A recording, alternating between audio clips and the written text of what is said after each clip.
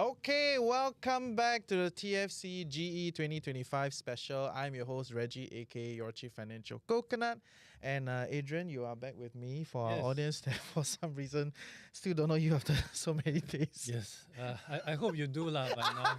Otherwise, I've done a very bad job. You won't want me back ever again. So I'm Adrian, LinkedIn top noise, author of No More Bosses, podcaster, as well as a fractional CMO. Yes. Yesterday we got a good break. Yesterday we got a good break. Yeah, Jeremy did a good job. Right, I think it was quite popular. So for all of you that enjoy our session with Jeremy, the independent candidate, I think he's running for what, Marymount SMC, or is it Mount Alamak? One of those, one with the M, with the M. M1, yes, one of those, yes.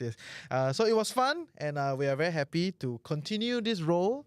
So we're gonna, over the course of today and next few days, probably have more and more political candidates on the show. Exactly, and because you asked, we delivered. We delivered, you asked more. You let us know. Let us know who you want. Put in the comment section.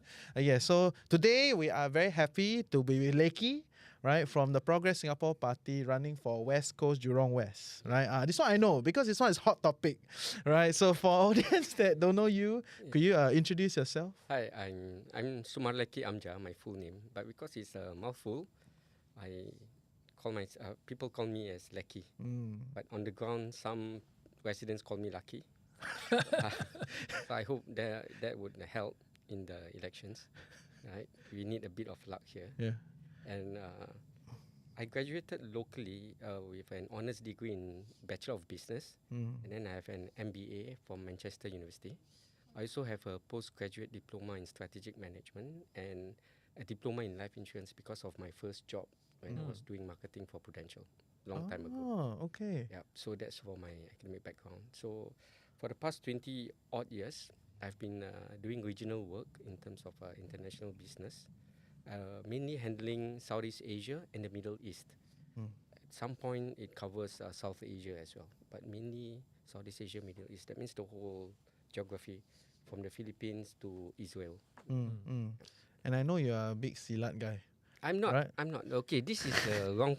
It's a wrong perception. Because the internet thinks you are the big Silat guy. It's not that. It's basically Silat is my pastime. Firstly, I'm a professional multinational executive, international business executive. No time to do Silat. Where got time to Silat? So what happened is that I am actually the president of the largest Silat association in Singapore because we have 8 clubs under my charge. That means the different clubs is under my association. So that's why I think the ST digital lady wanted me to perform some moves. That's just something that I learned way back when I was 10, 11 years old. So, but I myself surprised that I could do that move. No, I could. Okay, great. So, before we continue on to the big questions, for our audience, on YouTube and LinkedIn, if your friends were expecting to tune in on Instagram, right, let them know we got some technical problems on Instagram. Right? They ask you, hey, why is it not live yet? Say, okay, come to YouTube, right? YouTube is for optimal experience. That's why we keep talking about optimal experience. Optimal experience. Yes. YouTube is our setup. Now the only experience. Yeah. Okay, so the big questions that, of course, everyone wants to know with every political candidate is like, why are you doing this, lah? Right, if you work in a big MNC, you do everything, sounds quite cushy, right? It's amongst a lot of professionals, they will think, oh, not bad, still can have time to do Silat association, then like MNC job, quite nice. Why you do this? Yeah. So okay. Of course, we are busy executives. Right? Yeah. That's fine. But for that side alone, right, I can resonate so much. Yeah. It's a hectic job because the markets open different times, right? Yeah. From, let's say, Guam, which is early in the morning, till Middle East, Lebanon, which is Turkey, which is really after 4-5 hours after our time, right? So, but that aside, in terms of the association, since I set it up in 1998 and the clubs came under my umbrella, my association's umbrella, so I cannot just let it go. So this is a commitment and a conviction to make sure these clubs can operate under the legal entity of the association. But that aside, I mean, as a pastime, I think it's good as a form of health and wellness, apart from my jogs and walks. So I think it's a good kind of cardio exercise. And I'm sure you get even more cardio right now with all your walkabouts. Yeah, because I've been already exercising since young, continuously. I didn't find any difficulty in going up and down the blocks. I've been doing that for the past 6 days, and also even before the election hustings, I was walking every weekend, even in the evenings, with no issue. Okay. So, and health-wise, I'm good. Okay, great. Thank God. You are the active SG. Yeah, but then give us an idea. Why do you need to join politics? Yep. Someone like yourself. Back to that question. Actually, honestly, I live an okay life in Singapore. Yeah. Right? Generally, things do work, truth be told, because I visited over 60 countries in my job, exchange programs and leisure. But over time, I see that since I graduated around the 90s, actually 95, until now, the 2025, that's almost like 30 years, right? I see a big change in our society, mainly on the social income gap between the haves and the have-not. So I think this is very stark, very and can be potentially very dangerous for the country. The social fabric of the nation might be at risk, because if a country is so stratified between the poor and the rich, then it's very difficult to form a very cohesive nation. And especially since like we are facing the tariffs and all that, the Prime Minister called for us to unify. That's the more reason that we have to manage this social income divide, right? So that's what spurred me to look into politics. But initially, my platform was to open a non-governmental organization called Equal Opportunity for Singaporeans, right? So it's not straight away politics. I wanted to help our fellow Singaporeans get fairly employed. That means equal job opportunities for my fellow Singaporeans. That was in 2013.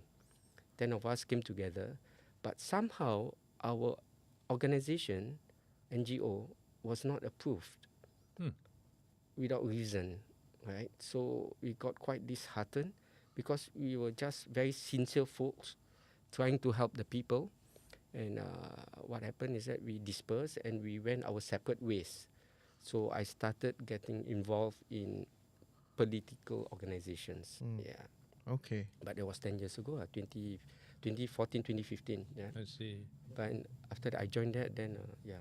Yes. You mentioned the difference in social income for the younger voters, first-time voters especially, who may still be a kid in 1995.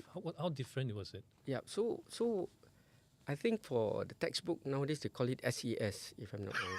Textbook. I mean from what I heard, SES. I know, got a high stats, low stats. Socio-economic status. Yeah. In my time, I'm a marketing guy, so we call it normally SEC, socio-economic class, right? I think class has got a negative connotation. So in Singapore, we call it SES, socio-economic status.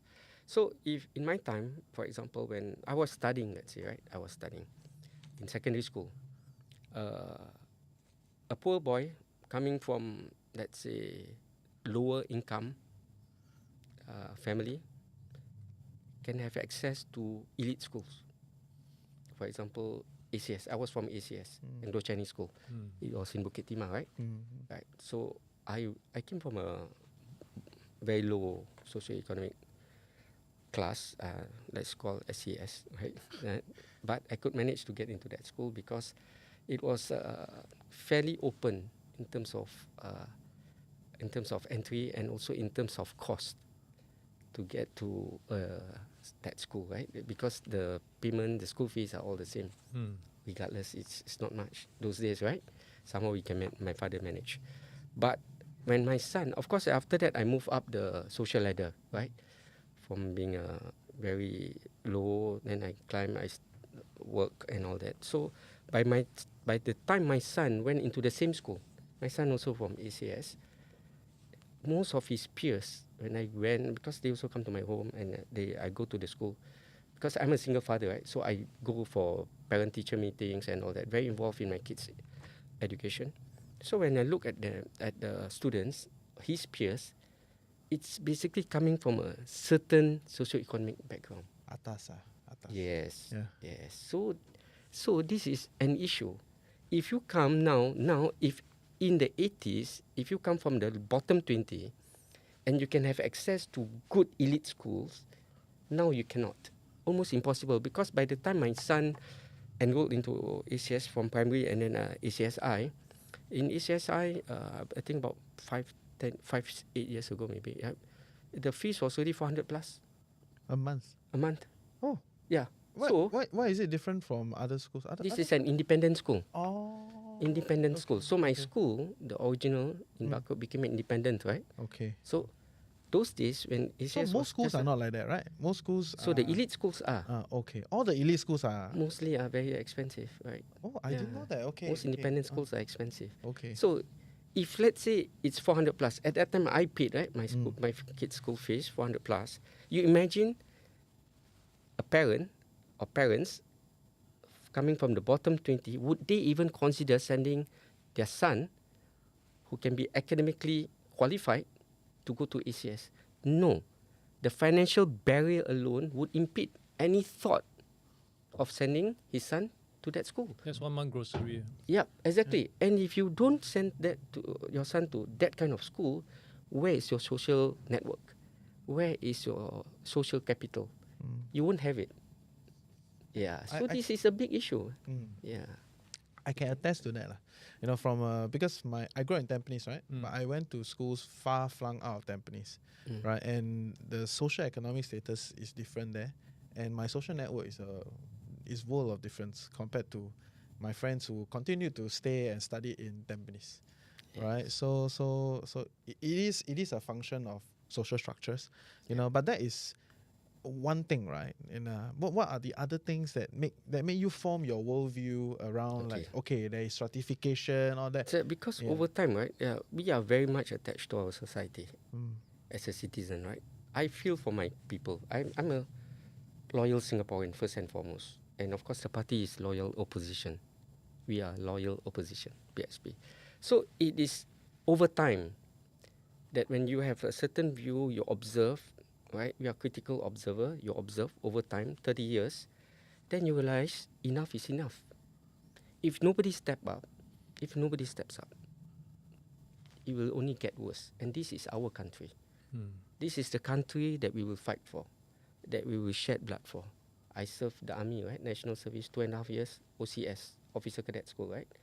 So I do have that feeling of responsibility for the country. This is the reason why I step up. And as you know, if you join opposition politics, there's nothing to begin. In fact, if I get elected into parliament, right, I may have to consider whether I can remain gainfully employed or not in the MNC, which means there's a downgrade or there's a reduction in your potential income. This is a sacrifice. Okay. It's not for fun, right? Yeah. So I had to think through thoroughly whether my personal life cost what I've ever expect to survive till my retirement is enough for me to plunge into opposition politics. Yeah. It's a big sacrifice. That means it's enough. No, it's okay. It sounds like enough. It's not that it's enough. It's all about your life expectations. If you recall, I come from the bottom 20. So to me, enough is not a lot. Right? That's the difference. Okay. Yeah. Okay. Fair. So social stratification is your main diagnosis of the current situation in Singapore. It underpins all the widening gap. And all the widening gap. Okay, so not static, Okay. The widening gap. Okay, so you think it's moving in? Okay, I want to hold you on that, right? So the government, over the course of the past decade, I think you can maybe past 5 years, maybe not decade, right? They had the progressive wage model, they have tried to change up some of these things, whether is it MediShield Life, all these elements. And the progressive wage model fundamentally has shown to have moved wages, for the lower percentile, right? And this is a stats that published by MOM. MOM's labor report is probably one of the, more actively published one. Every year they will publish, and that is quite a clear indicator.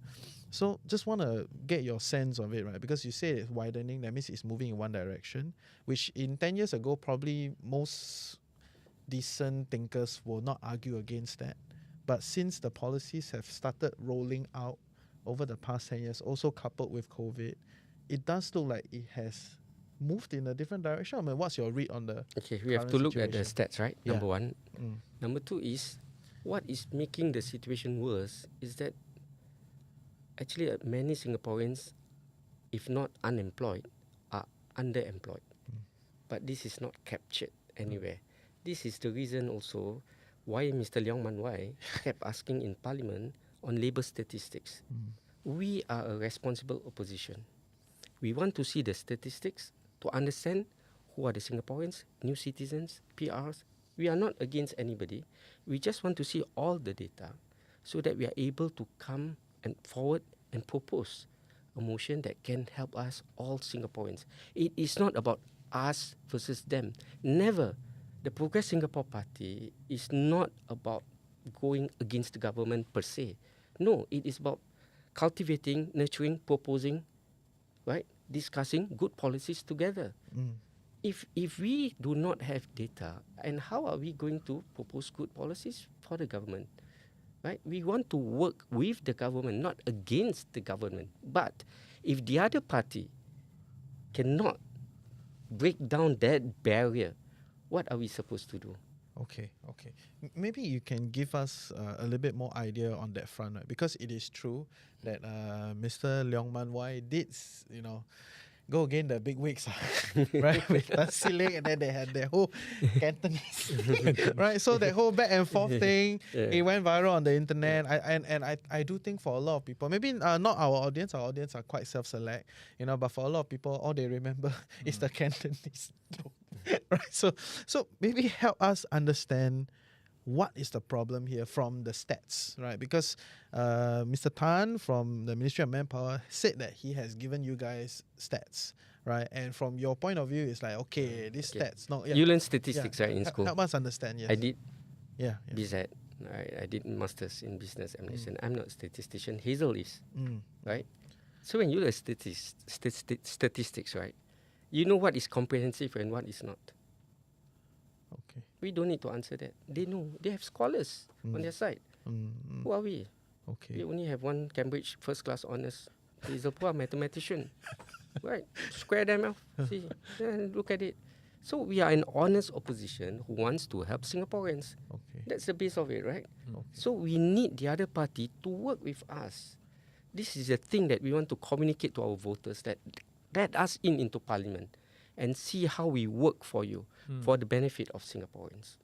Okay. Yeah, but given the severe lack of information here, of course, then what do you think the government of the day are doing to address it, and where possibly we imagine you think they're falling short? Yeah, you see, if let's say we talk about data, right, and you know we've asked for certain data, right, you should make an effort. We have a good bureaucracy in Singapore. We've got good civil service. We do not lack in any talent in the civil service. We have the scholars there, right? So if you know that's lacking, instead of telling us we don't have, you tell us, yes, let us work together, start capturing this data, and then we'll find the solutions together. Again, I'm saying, it is not us against them. This kind of political mindset is passé. It's over. We, as one Singapore, all Singaporeans together, we are facing the global challenge. Look at the tariffs. We are facing global competition. It's not about us fighting each other. No way. So the mindset of the government has to change first and foremost. And then they can embrace the opposition to work together for one united Singapore, diversified in terms of thinking, but unified when we come to face the foreign challenges. Okay. Right? Okay. Global competition. Okay. We are small red dot. Yeah.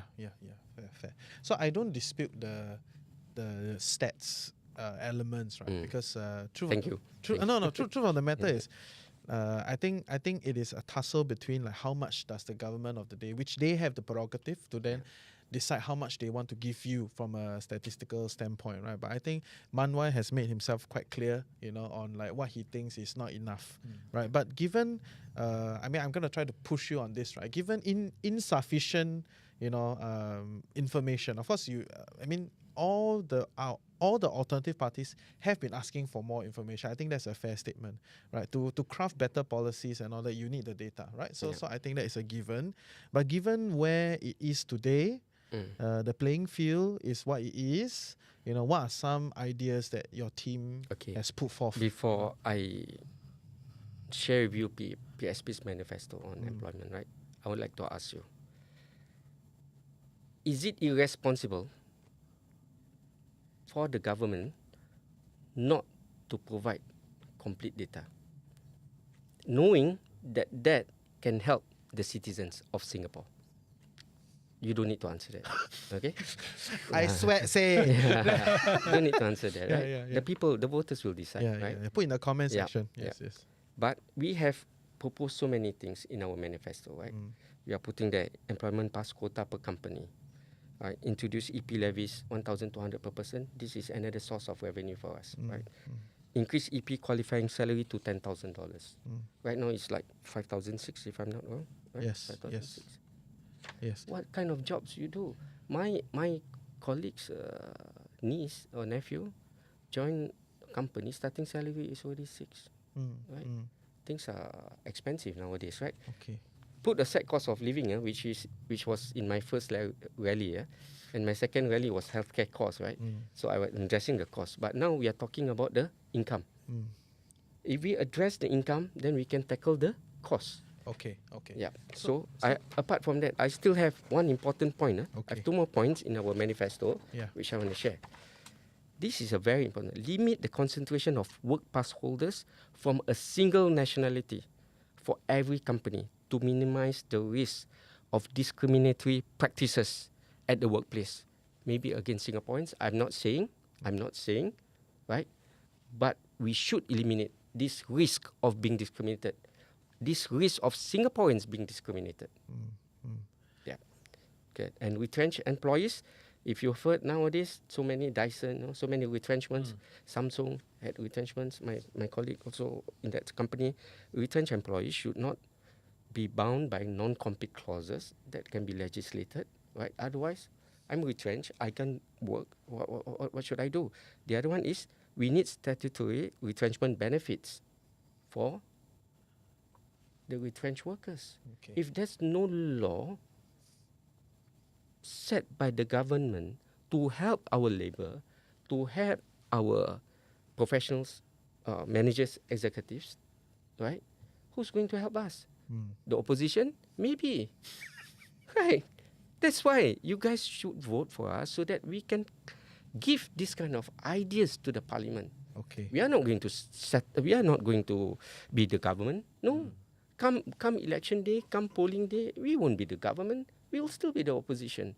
We just need more voices in parliament. Okay, fair. So a few things, right? So I think non-compete clauses is a bit of a we can discuss that. Yeah, because to be fair, most of the non-compete clauses today do not stand. So for our audience, I think we've talked a little bit about this, but for other audience, please realize that don't be afraid by it, right? Because most non-compete clauses are outsized relative to the impact that they have to the company. So in today's laws, of course, it's still a bit ambiguous, but most of the legal professionals will be able to tell you that they do not stand unless you're very high level, right? So that is that, okay? But the retrenchment benefits, that has to be legislated. Yeah, so that is the part where I think there is some sort of universality across the alternatives, and I didn't. Right. So I mean, we've looked at the different policies. Right? So most other parties have some sort of a retrenchment, support or unemployment, and the PAP has come up with some sort of what's that? The skills future something essentially. If you are willing to look for, you made a good point, right? Yeah, job seeker, something. You see, job seeker support grant or something. Yeah, the fact that we can't even recall what kind of support there is, that means it's out of sight, out of mind. Okay, it's difficult. Okay, but this one, I give the skills future guys a bit of chance because it just came out. Okay, right, it just came out. Okay, I'll give them chance. Yeah. So this one just came out, but I wanted to ask you a little bit on that front, right? Which is the skills future job seeker support grant, right? So it's the broad idea is you meet a certain set of parameters, and then for 6 months you will get X amount, about 1,500, then it will like depreciate until 750, and then max is 6,000. It's max, right? So something like that, which I think the policy is trying to scope towards encouraging people to search for the next job rather than like just down there and just like wait lah, right? So what is your view of that compared to what you are suggesting, which is like a retrenchment benefit? As you said, this is something new, right? We have to let it run and see how effective it is. Again, we are saying we are not an opposition just to oppose. We want to work with the government. If whatever proposal, the job seeker support program works, if it works, it's good for us Singaporeans. Okay. No issue. Okay. Right? But when they come out with that policy, how do they project? How do they calculate that 6 months, 1,500? They have to share with the people, so that we understand the rationale behind the policies. Otherwise, it's just top down. Then the retrenched worker might be wondering, hey, why are you doing this? That what it means is that although the policies may or may not be good, we do not know yet, right? We have to see. The communication is bad, right? It's no longer the Singaporeans are an intelligent society. We've progressed from the 70s. We are no longer in the 70s. We are not under the first generation leaders. No, this is 4G. In fact, maybe some have to be 5G soon, right? Yeah. So, okay. What we're saying is that please explain with every policy that you propose, that you try to implement, explain the rationale behind it. We are not stupid. Okay. And having said that, the job seeker thing is really coming from the government side. What they're proposing is more from the employer side because it has been sorely lacking for the longest time. And I guess it's also in on brand with what PAP has always been driving, which is to be a bit more pro-business so that there's more jobs, and then more jobs, more happy workers and all that. Is this something that you think is no longer working, and hence we have to look at things from other angle? What is no longer working, and what would you mean by more jobs available? The pro-business approach that the government has been. We are a capitalist country. We must be pro-business. I work in MNC. I cannot be against other foreign nationals. Cannot be, right? We work with all nationalities. Okay. Right? Okay. But when I see that, the concentration, the risk is not about having foreign talents. Right? Foreign talents from any country. The risk is about having a concentration of foreign talents in a specific country or industry. Okay. So help me understand, right? From your lived experience, as you said you work in the MNC, right? And I understand that also Mr. Leong Man Wai also was in Parliament to debate this whole concentration, with some of these big MNCs hiring a whole department from one country and the whole thing, right? You said that, right? Yeah. So he said that, right? Leong Man Wai said that, okay?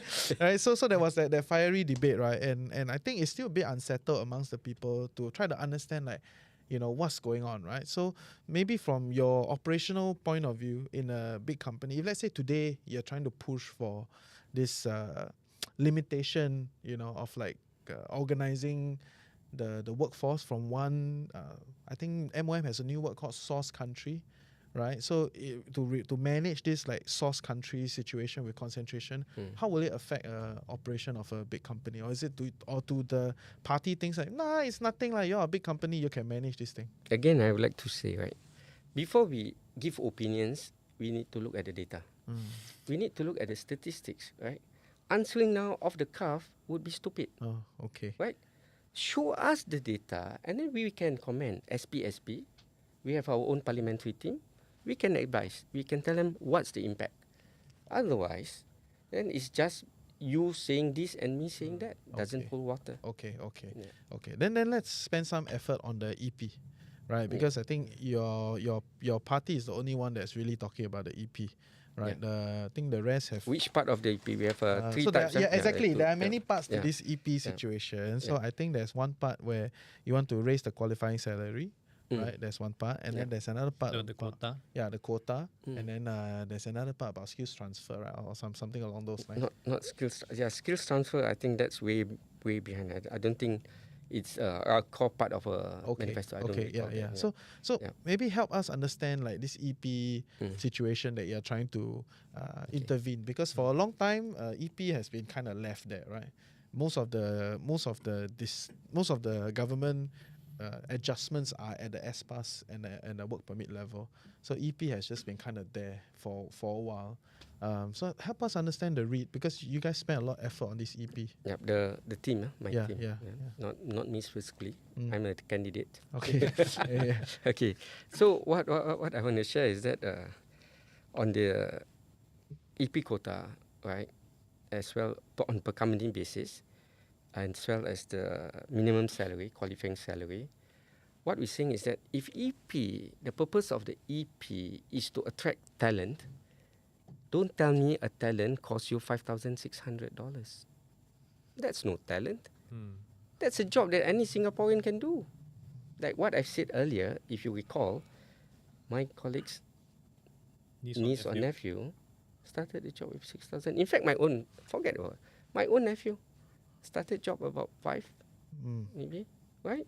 So, what talent are you saying about if it's 5,600? This is the reason why we are saying increase the EP to 10,000, so we know that we are actually attracting talent. But even at 10,000, it's not top talent. It's not. It's mediocre talent. We can revisit that later on, right? Yeah, you know that. If you work in company, you know that. 10,000 is not really top-notch talent. It's nothing. Even 300 over 1,000, Mrs. Goh Chok Tong said peanuts, right? Per year. I mean, I recall that. And she's not wrong. I'm saying, right? From her perspective, it's not wrong. Yeah. But for us citizens, it's ridiculous, right? Yeah. So that's what I'm saying. So how can you fault our proposals when it makes so perfect a logic. Okay, so maybe help us understand a bit more on that front, right? Because Yes. because you in the opening you did say something like, okay, EP is gonna what do you call that, like create some sort of tax revenue, right? Which actually is not the main thing, right? So adjusting EPs is about adjusting the employment mix, right? That is the main that's the main intention of EP adjustments. It's just like how, you know, the US say they're gonna adjust tariff for what do you call that, for like income, right? It's lame, right? Because what they're trying to do is to readjust global order, right? In terms of adjusting taxes and moving. So the structural changes is what is intended for, right? So but to share it with most people, sometimes people will say, oh yeah, you know, so you get some tax revenue there, but actually that is marginal. Help me understand from your team's modeling perspective. If I'm not wrong, Stephanie last night did mention the revenue that we can get from increasing the EP. Okay. It's in the billions. Okay. Okay. Right? It's not peanuts. Okay. Right? Okay. That's one.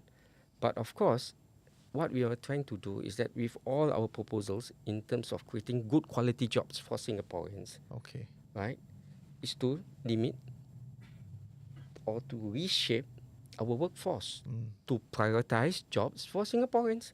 You need a job, I need a job, all the citizens need jobs.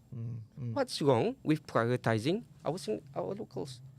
I don't see anything wrong with that. Okay. Yeah. So there's this part where you talk a little bit about like foreign talent coming in, right? Which is important, but a big part of what... No, what I said is that what kind of talent are you attracting, right? Specific type. What I said is that is $5,600 talent. A Grab driver in Singapore can get that, Okay. Right? Okay. I mean, they are talent. To me, Grab drivers, they are our talent, but are they talents that we are tapping correctly? Our own local Singaporeans, or are they underemployed? I do not know. But as the government, you should at least do a survey and check whether these people willingly drive Grab, or it's because they are displaced and that they do have certain qualifications but cannot find relevant jobs. Okay. It's not our job. Our I job is to relay the voices from the ground to Parliament. Okay, I understand.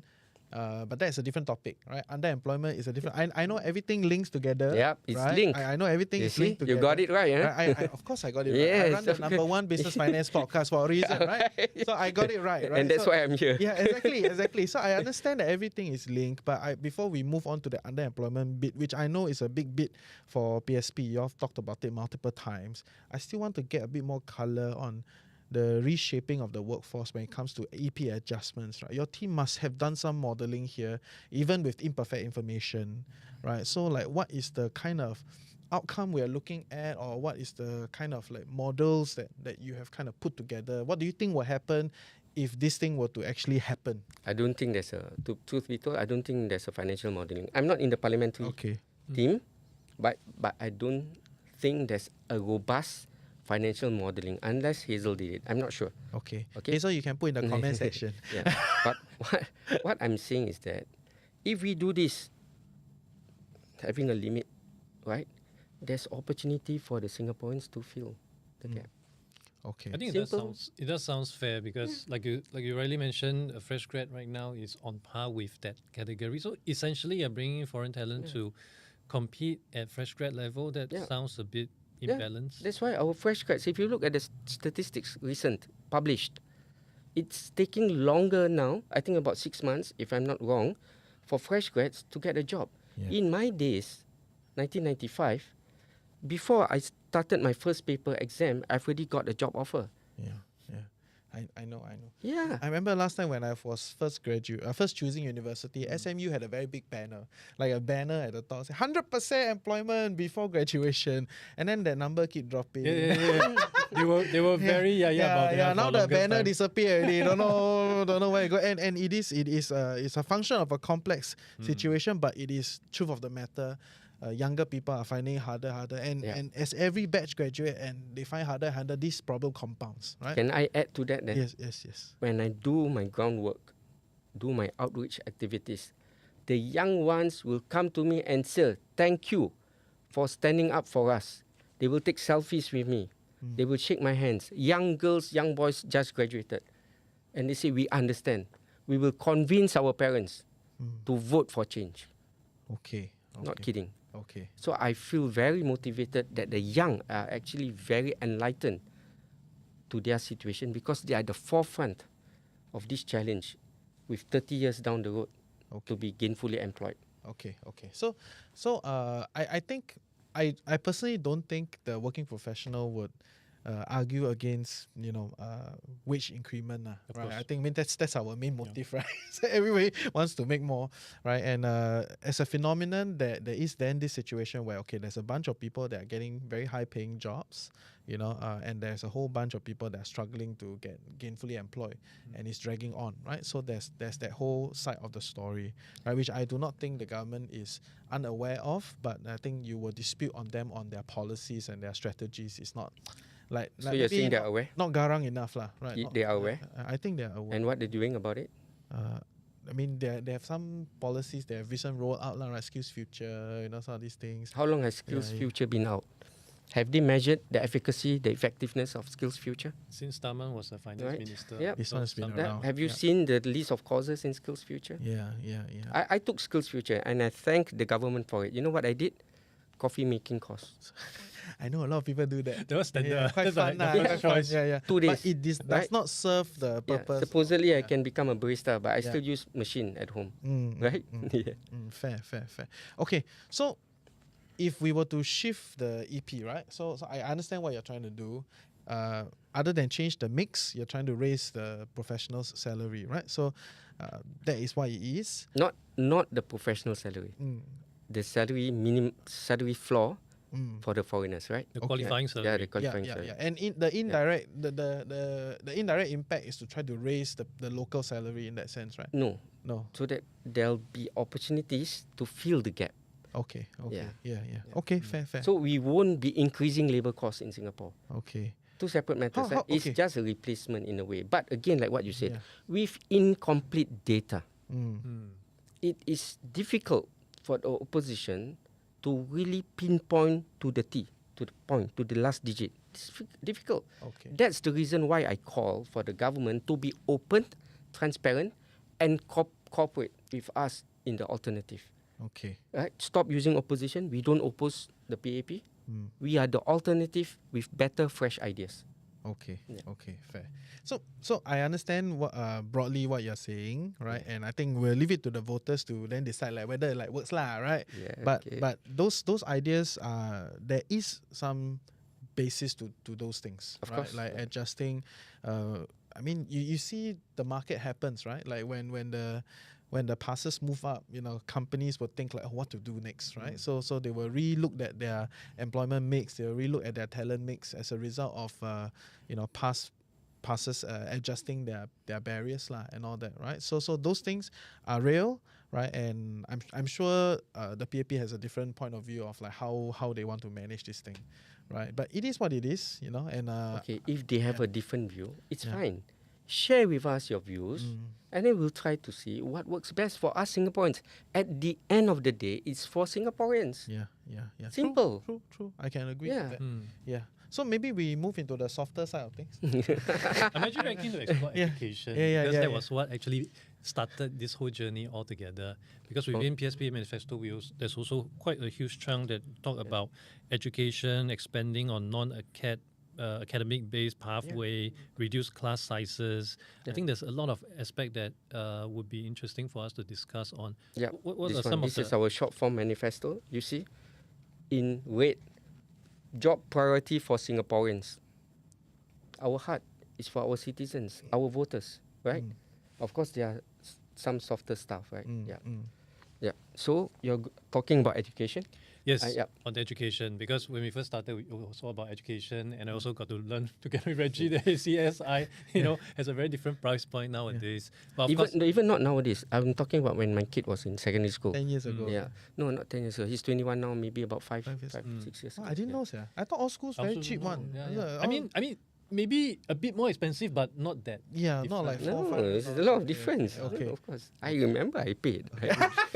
I paid, of course, I remember. Got the receipt. Yeah. Okay. So where I want to go to is, I've also been hearing on, other mention from Ministry of Education on certain issues or things that people have raised, quite similar to what you guys are talking about as well. And of course, they have their own school of thought. Oh, class size actually 40, all school is good school, those kind of stuff. Yeah.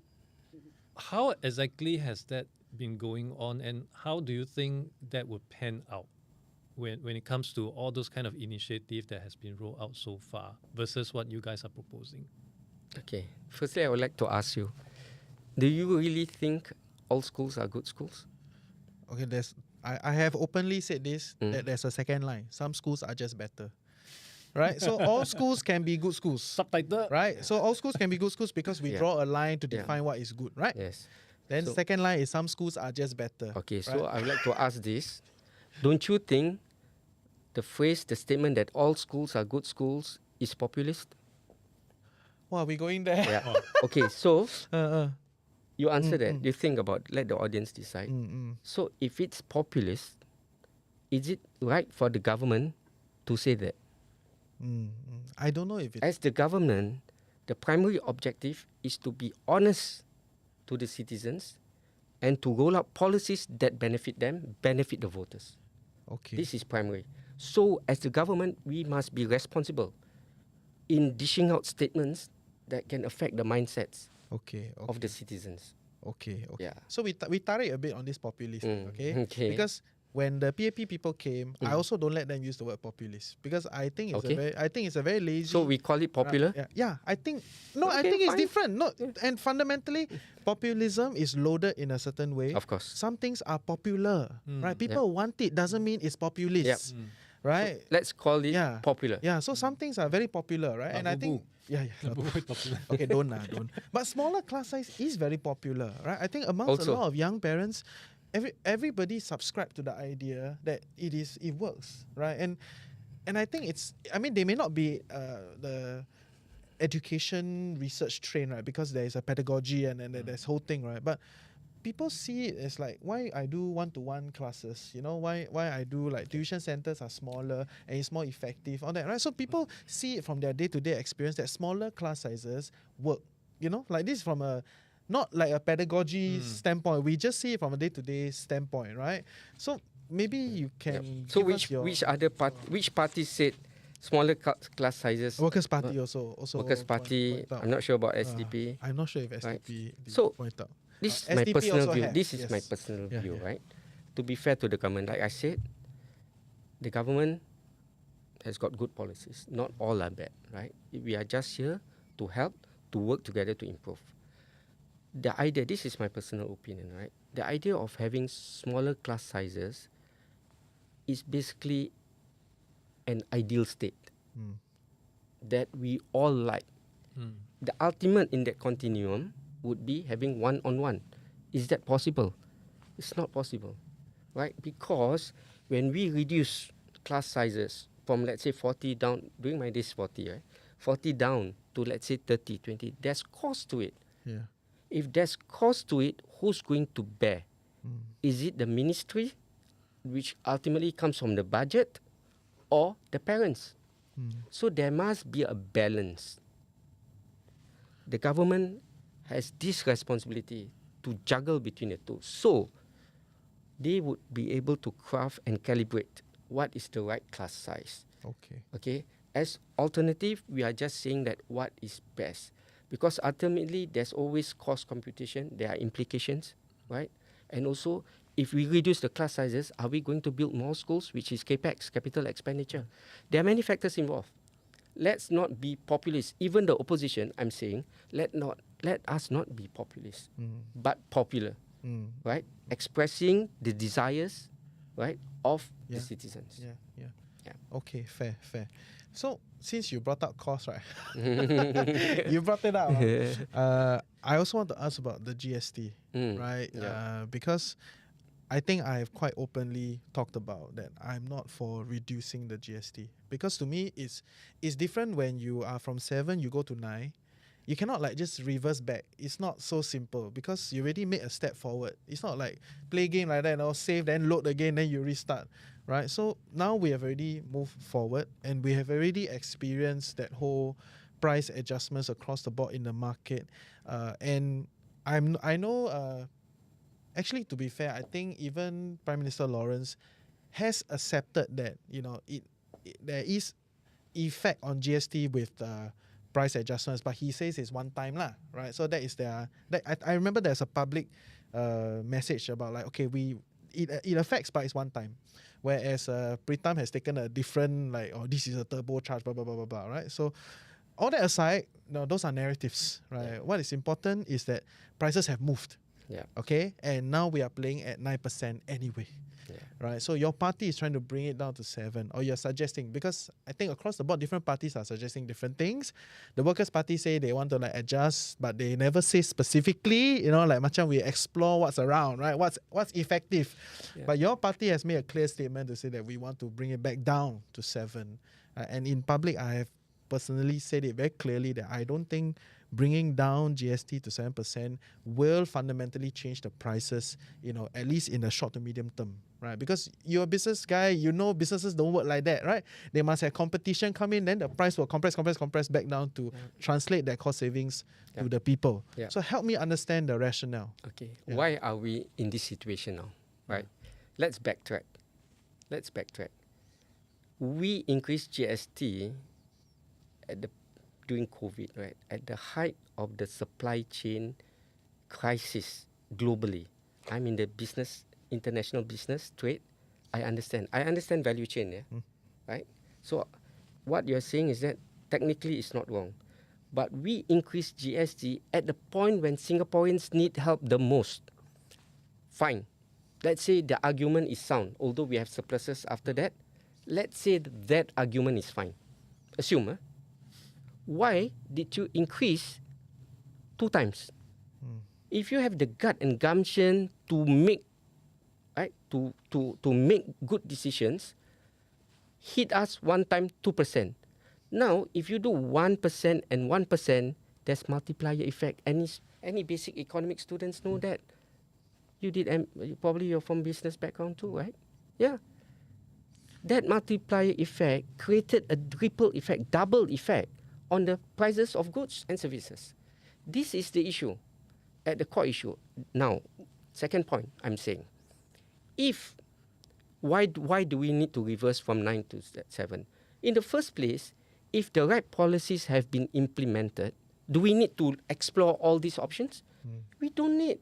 It is not the job of the opposition to find solutions for the mistakes of the government. It is not. But why are we proposing these solutions?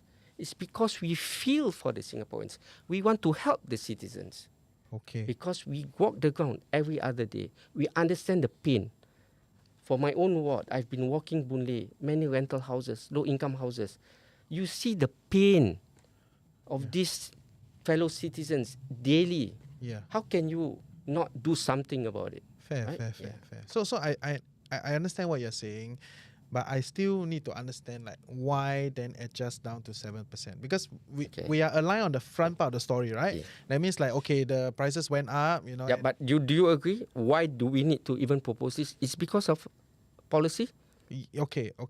Yeah. So now what is the goal now? Okay, so if we were to implement your policies, which is to come back down to 7, right? Then we're gonna lose tax revenue, right? From that point of view. So we cannot then my train of thought a bit simpler. I think like, okay, if I remove down to 7% now, I like macam both sides horrible, you know? Like the prices already went up, and now I'm not gonna have that tax surplus that I can then redistribute. Yeah. So like, why do I want to come back down? You know what I mean, right, Leki? If you heard Lim Tian's speech last night, right? He said the reduction, I think he also mentioned 7, if I'm not wrong, right? 7 is able to be covered by the surplus. That's what he said, right? In the debate last night, if you recall. I may be wrong, but we can check, right? So I don't like the moderator, so I never continue.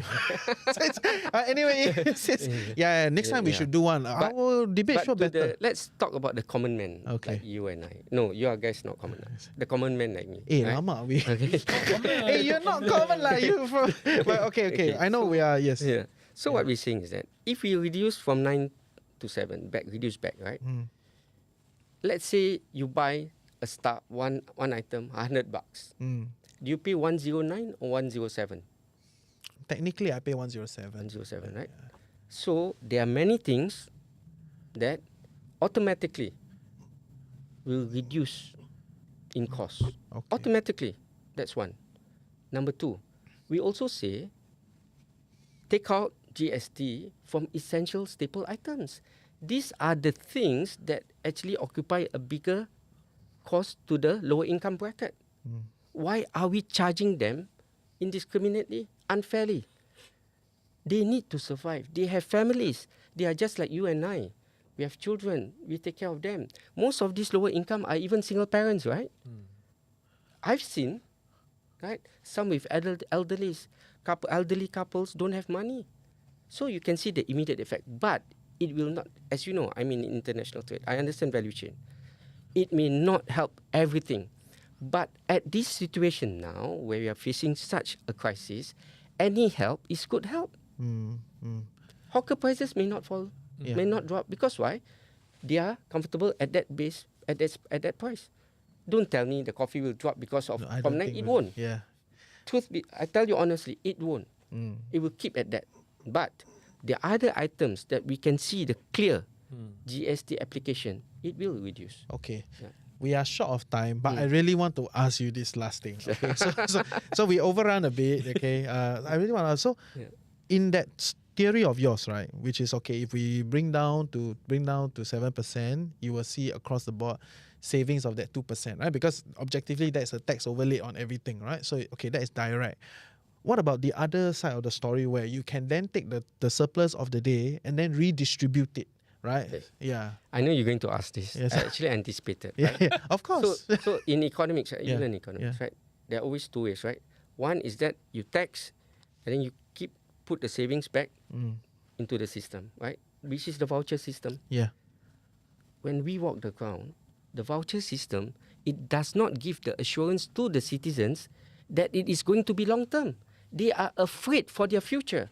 They know they get help this year. It can be whatever amount. But do I get help in future? This is the concern of the citizens. Whereas our policy proposal is direct, immediate impact, long term. That's the core difference between our proposal and what the government has done. What we need to do now in this climate of global inflation, crisis, VUCA, volatile, uncertain, complex, ambiguous, we need to assure our citizens that the government is there to help them tide over for the long haul, SG60 and beyond, and not keep us wondering what will the future be for us, what will be the future be for our children. This is what the anxieties facing us Singaporeans. It is a real issue, right? So if I'm a responsible government, I will make sure our policies are long-term, protecting the Singaporean core. We have a Singaporean core. I go to Dubai many times. They have the Emirati core, less than 10%. But they are very happy. 90% foreigners. I'm not against foreigners. Come. But if you can contribute to our economy without affecting our lives, fine. But if you are affecting our lives, then that's something is really wrong there.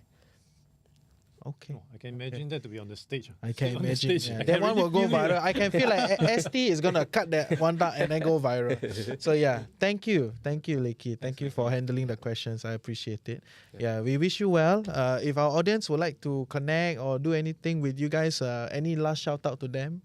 No. All I'm saying is that give the alternative a chance. Okay? PSP is a loyal opposition, loyal alternative, and we can do good in Parliament. We have 2.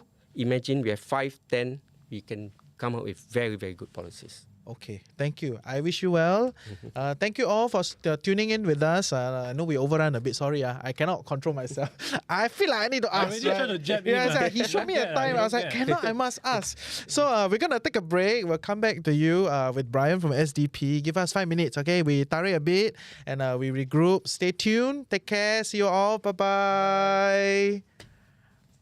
Awesome.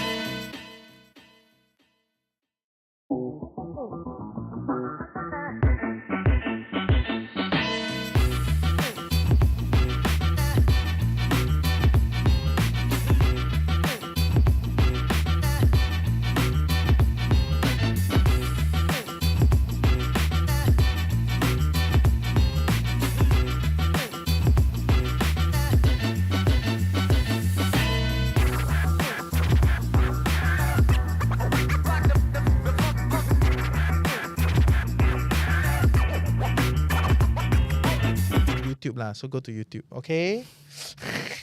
So we are live? Yes. Okay, welcome back to TFC GE2025 special. Very excited to continue. Sorry, I overran. Everywhere technical problem, no? Also technical problem. Yeah, it's true. And I cannot control myself. So yes. So technical problem plus Reggie cannot start asking questions. So we overran. But yes, thanks for staying through with us. And together with Adrian, we are very happy to have Bryan, Vice Chairman of SDP, in the studio with us. Thanks for having me here. Yeah, I was just this I have said, mentioning it was my first podcast, so I'll do my best and to present the party's platform. Don't worry. Yeah. So before we ask you the sensitive question, yes, go ahead. Maybe just give a quick introduction of who you are, for our audience to get to know you a little bit better beyond the Vice Chair of SDP. Okay, so I'm in the healthcare industry. I'm actually work as assistant director in a public hospital. I've joined the party since 1999. When I was just talking to you just now, I had more hair than center parting. Now, I come apart. Yeah. 1999 is 20 over years. 26 years with the party. Wow. Yeah. Why? So this is your how many election already? Fourth one. Yeah, contested the first elections in 2001. Okay. Yeah, I remember it was Heng GRC.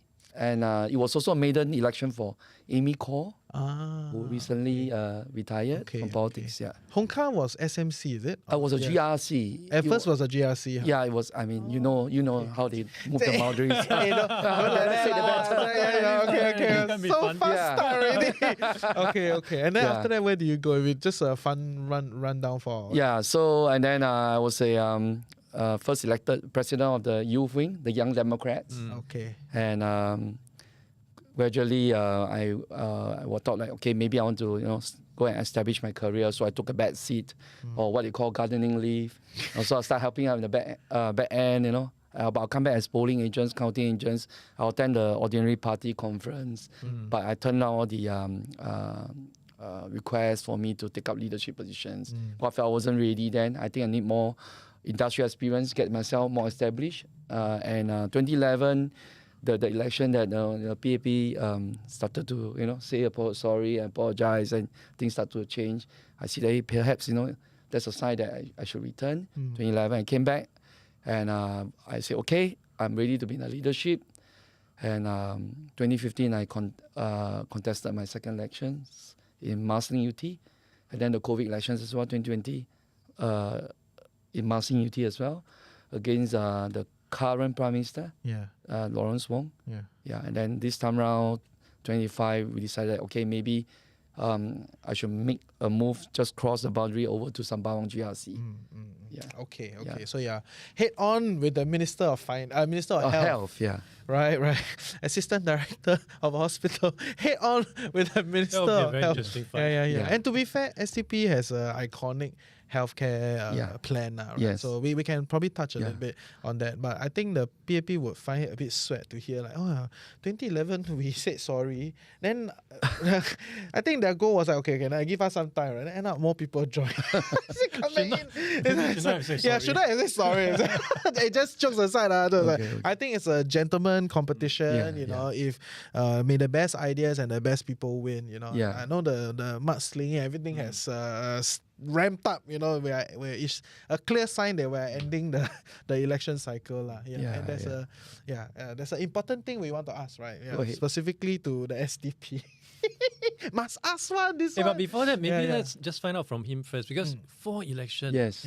How what's the difference in terms of what you feel on the ground from the first one to this one? Yesterday, I after the rally in Sembawang GRC at Sun Plaza, I met this influencer. So you asked me the same questions as well. And I told him that I remember in 2001 when the climate of fear was still there. I remember that the perambulators that go around, the one with the blaring, the horns, vote for SDP and all that. So we had that, and one of our volunteers who drove the truck, he told me that there's a resident supportive. I said, quickly rush to him. Here, drink for you. Thanks for hard work. And then quickly run back and hide behind the wall. Afraid to be seen, afraid to be photographed. Afraid to be seen by the neighbor. That was a kind of climate then. We didn't have social media. it's all mainstream media, and you know who controls SPH, you know. So at that point in time, you know, we were painted as a radical party, full of Western liberal ideas, and you know, the names they call Dr. Chi, you know, congenital liar, political gangster, you know, the list goes on. So I think even Dr. Chi recently came out and said that the climate is different. Now people queue out the sign. Yes, openly. Yeah. So I mean, there's a queue. That means must open. So must wait. Wow, everybody's gonna see you down there. So things have changed, lah. It's interesting. So we're glad that, you know, with the affluence of social media, you know, things are opening up, and you know, people actually are not relying on mainstream media, and that's why the rescue package for SPH comes in, because not many people subscribe to the Straits Times and all that. So I think what we want is for the electorate to make an informed decision. Like I always tell the residents, you know, that I met, I say, look, it's okay, you know, at the end of the day, if you decide that PAP is the best party for you, but at least you make an informed decision. You compare both sides, compare the manifestos, compare the messaging, and then you decide. You know, I think that is the kind of wise voter that we are trying to cultivate. And that's why you are here. That's why we set up this platform, because at least for me lah, because we are a business finance podcast. Yeah, right? of course. Actually, some of my friends asked me, "Hey, why y'all spend so much effort on the GE?" And then I was like, "Oh, because I'm quite annoyed with the coverage, you know, of the GE." Yeah, definitely.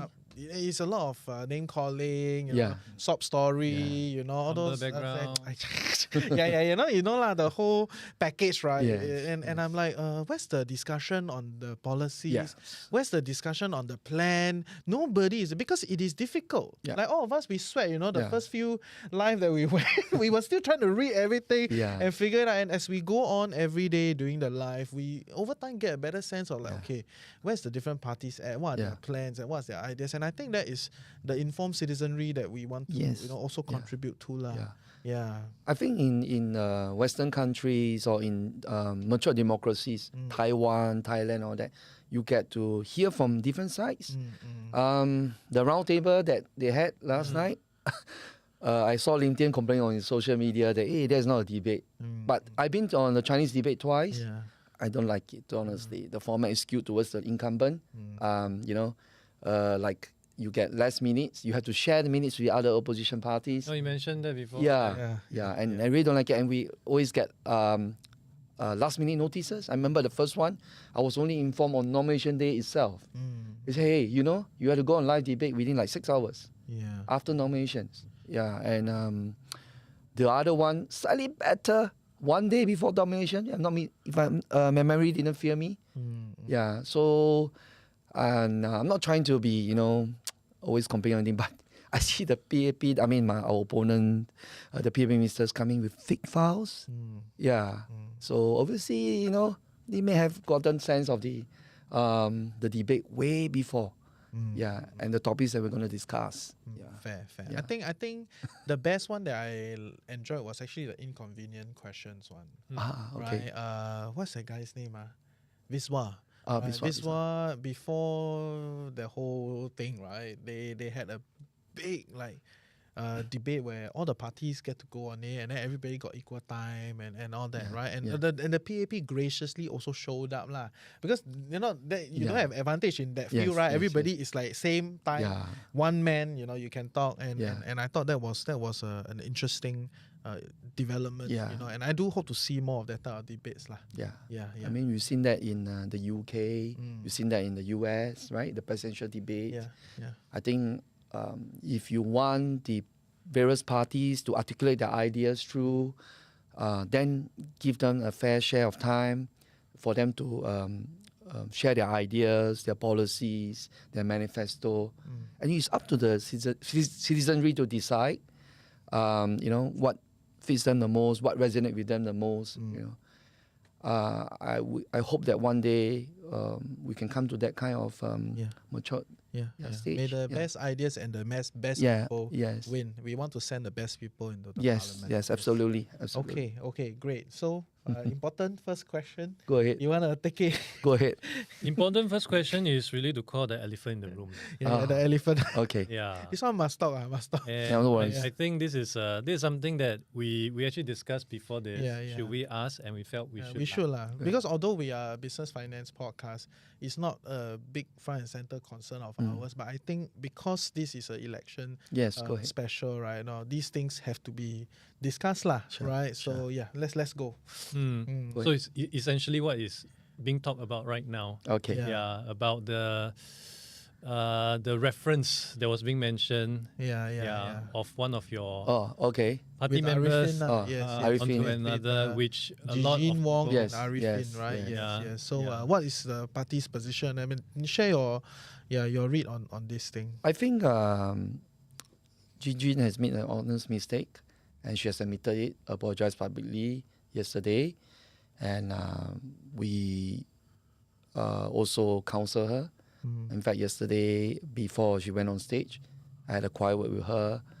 So Gigi is still new. 2020 was her first elections with the PSP before she decided to come and contest under our banner this time round. I think during the because COVID elections, you don't have rallies, physical rallies like this, and maybe she's not used to the kind of thing, writing down scripts, sticking to it, using the teleprompters. Maybe she may be overawed, and also she was running out of time. She told me she was running out of time, and she was trying to put her points across, and she spoke off the cuff, and spoke out of her mind. Yeah, and she didn't know that it was a negative connotation. Yeah, and on behalf of the party, would like to apologize to the Indian committee once again, and note that this will not happen again. And we just move on to the issues like this is a hard lesson learned, I would say, but nevertheless, it's a lesson that we will never forget. And maybe help us understand from Arifin's side what is the situation. He's okay. In fact, after we went out on stage, I actually put an arm around him. He's okay. He's just that he's got a lot of messages from his friends. Of course. And to people who we know. Yeah. Of course, those from the Tamil committee. Yeah. Rightfully so lah. Yes. So, but he also understands, and we spoke to him. And I would say, he takes the higher moral ground. He graciously accepts the apology of Gigi. I think with so little time left in the campaign, we really need to focus on the issues. Yeah, so it's just bridge under the water now, I would say. And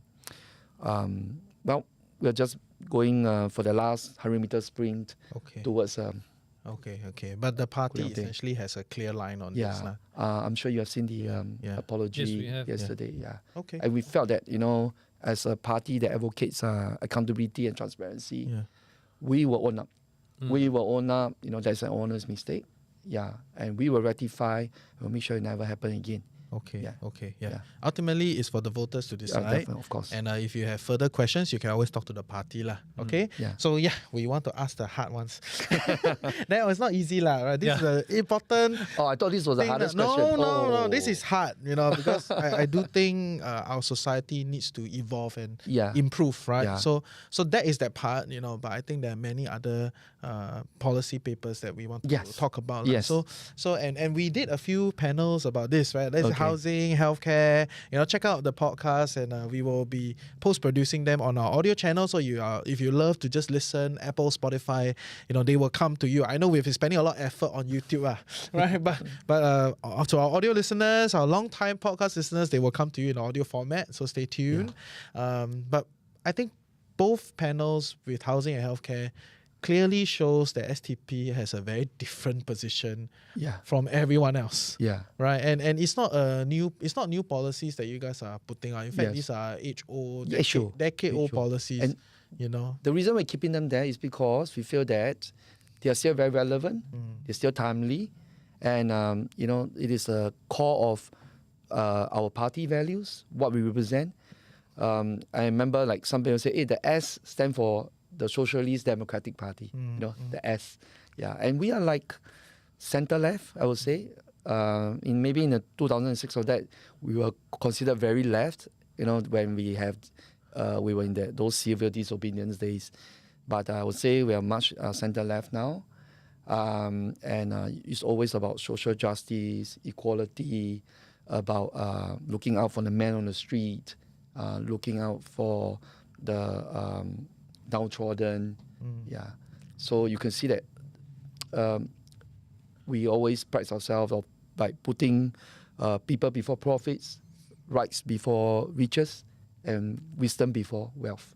Okay. I love all this tagline. SDP very good in tagline. Let's hear the tagline. Yeah. Thrive and not Thrive not just survive. Okay. Tagline aside, those are comms, right? Mean is doing a good job, like in that sense, right? Let's dive deeper into the policy itself, right? So your two flagship policy would be the healthcare plan, and then there's the housing, you know, the non-open market flats. Yes, market essentially, right? Yes. So help us understand, because those two plans are very hard to read, 100 over pages. Okay.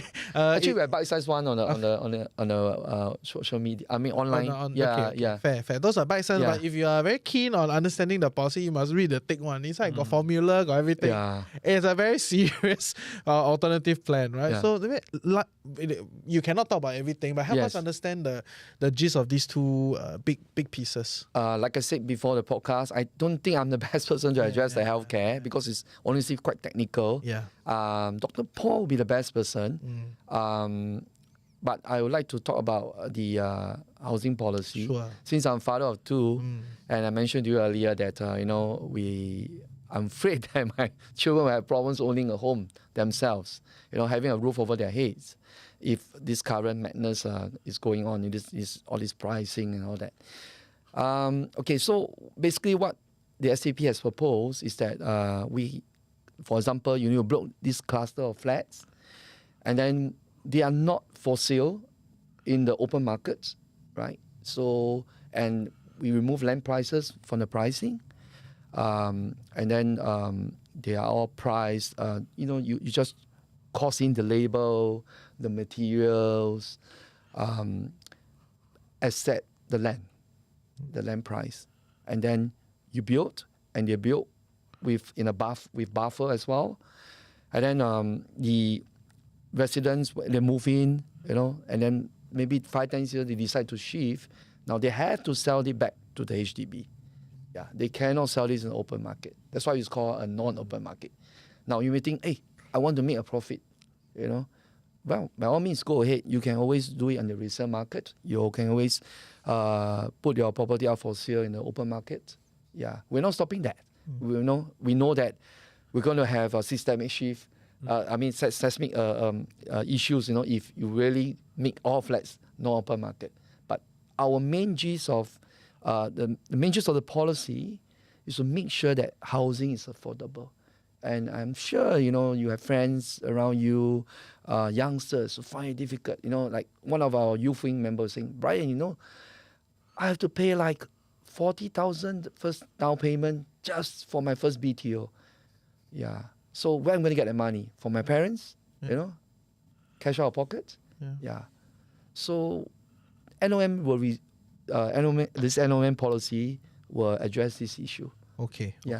So I have read the paper. Yeah. Okay, so that's the paper that I can read. I thought you say you're struggling with it. Healthcare plan a bit more cheap. Right? The non-open market idea I can call. I can understand about. Right. So essentially, there's a different set of flats that are not circulated in open market, right? Yes. So you buy directly from HDB. Yes. I think you pay about 70 to 200,000 depending on the size. Correct. There's an estimate. Of course, prices will change, and then you can only sell back to HDB, right? Yes. So that is the closed loop, non-open market idea. Yeah. Okay.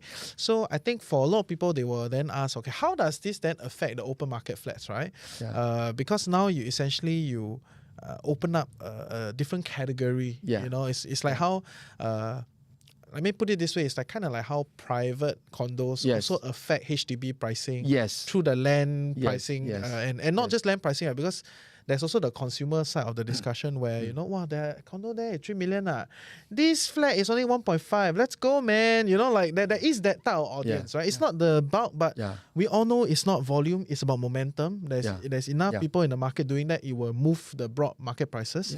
Then how will this thing then affect? You know, how will this non-open market basically the other thing I didn't talk about was that you know, even if you have bought a flat from the open market, you can actually put it under non-open market scheme. That means you could actually sell back to HDB, and then you'll be demarcated as a non-open market unit. You know, and basically we realized that, you know, Singaporeans are paying a lot, using a lot of their CPF savings to buy, to get a roof over their head.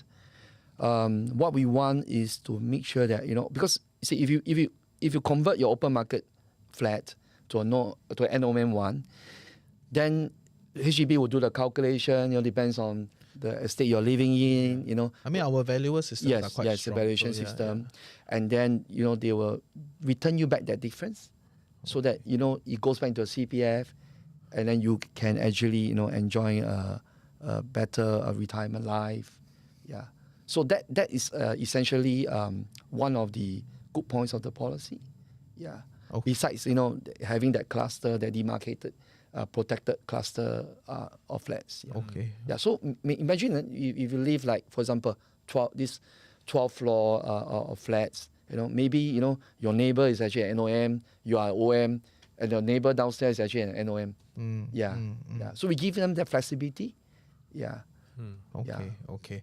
So from the Workers' Party platform, right, they did talk a little bit about this, like, buyer of last resort type of situation, right? So we check out that podcast, right? We evaluated everybody's housing plan, right? So from Verse, you know, which the essence of Verse is the whole block must want to sell back, right? Then you can, like, exit together.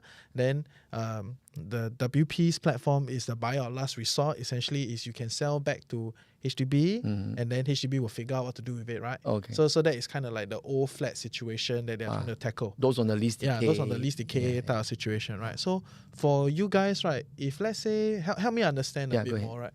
Today you take back more and more of this open market flat, right? Yes. Let's say they not that you force them to take back, but they come to you, like if a Singaporean want to sell to HDB.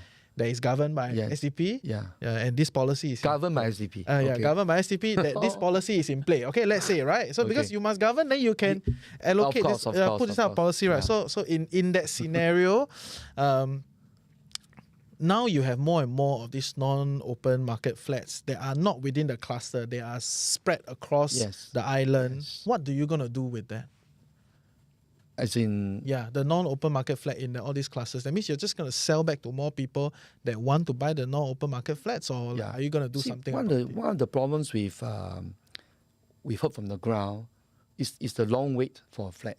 I mean, I'm a good classic example. I waited 5 years.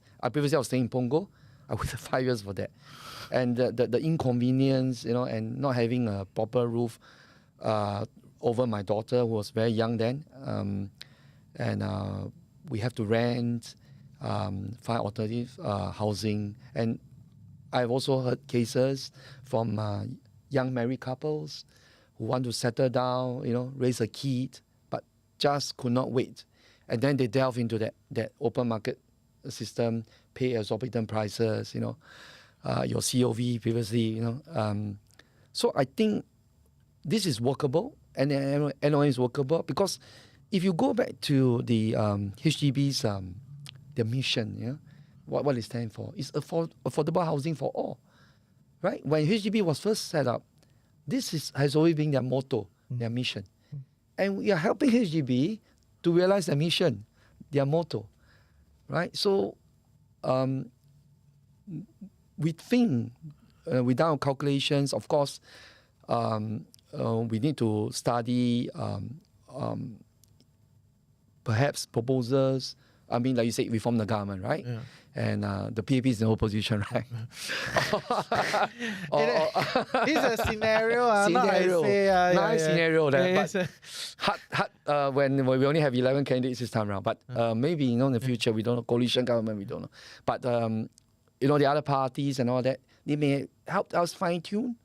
And we're always receptive for ideas. That's what democracy is about. Okay. Yeah, because we work for the common good of the people. It's not just for the interests of the party. Yeah, as long as there are good, sound policies, why not? Okay. Why not? Yeah. Okay. So in one of our previous episodes, when we talk about housing, yes, I think one of the experts also mentioned about, actually, just increase the amount of subsidy. Yeah. So why do we have to, or why are you guys even looking into constructing a new terminology to categorize this when perhaps it could just be a case of just increase the subsidy? Maybe let me add a bit more before your answer. So I agree with that. That's an interesting suggestion, right? And I at first I was also a bit like, okay, like that only, Then as I think about it, okay, maybe it is quite difficult to run like 2 or 3, systems concurrently. Yeah. And, how do you then manage that influence across the systems, right? Because in some ways, like even when HDB runs the leasing scheme that they are running, and then the open market, and then they have like the private, which they don't run but directly affects them, so there's or indirectly affects them because of land pricing models. So multiple systems will affect each other. It makes it very complicated. Yes. And so when the experts came on and suggested, how about just give more grants? I don't need a new system, right? I mean, that's a broad idea. Please check out the episode. I don't want to misrepresent them, but I think that is the broad idea. Just give more grants, help more people get on the ladder, and don't need to come out with another system to distort it. What is your take on it? Well, I don't know. I mean, maybe I use the analogy of, you go and buy, say, for example, some groceries, maybe a can of sardines, right? We know that the cost price is actually $1, right? And then, of course, the businessman has to mark it up to $2, But then the business says, we give you 40 cents discount. You say, wow, that's a lot. 40 cents out of $2, that's a lot, Then, but still, it's 160 after the discount, right? After the subsidy, right, per se, But then, here we are not talking about sardines. We are talking about housing. Yeah. People need a roof over their heads. Yeah. And it's an essential item. So, are we trying to profit from the people, or are we trying to get their roof over their heads? Yeah. So we need to make this clear. You see. So you want to make that 60 cents because your cost price $1 and 60 cents, and you tell me, we are very good. We give you 40 cents discount. Okay. Yeah. You see that kind of analogy? I understand. But just to push the analogy a bit go more, ahead. right? But in the HDB system, right, now I can take the sardine can and go ask Adrian, hey, you want my sardine can or not?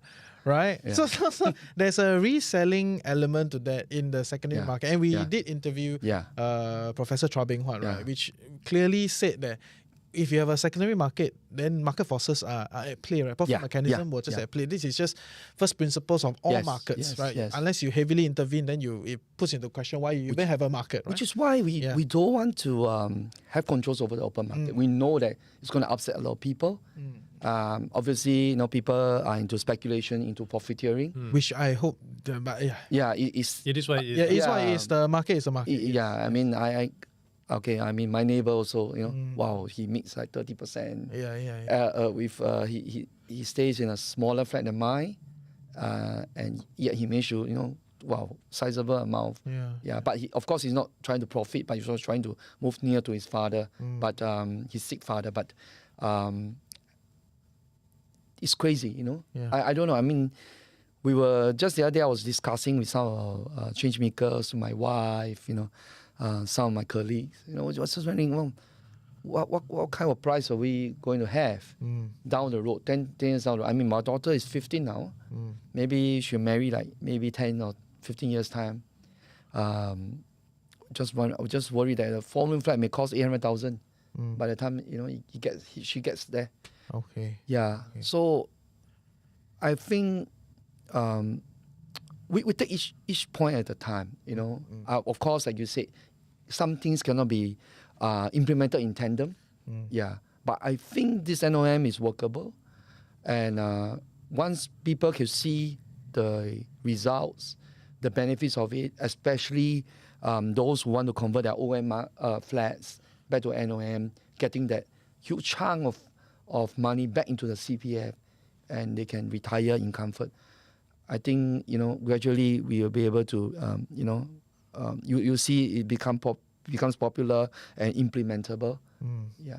Okay. Yeah. There's so many ways I can splice and dice this question, right? because it is a big concern of the people. Yeah. But maybe just one more thing on this front, right? Because I think there are a few core tenets of the situation for HDB at this point in time. One is having the people that don't have a flat yet on board to the system, right? So there is the affordability question on that front, right? And then there is the secondary market resale price that looks like it's running away, right? Yeah.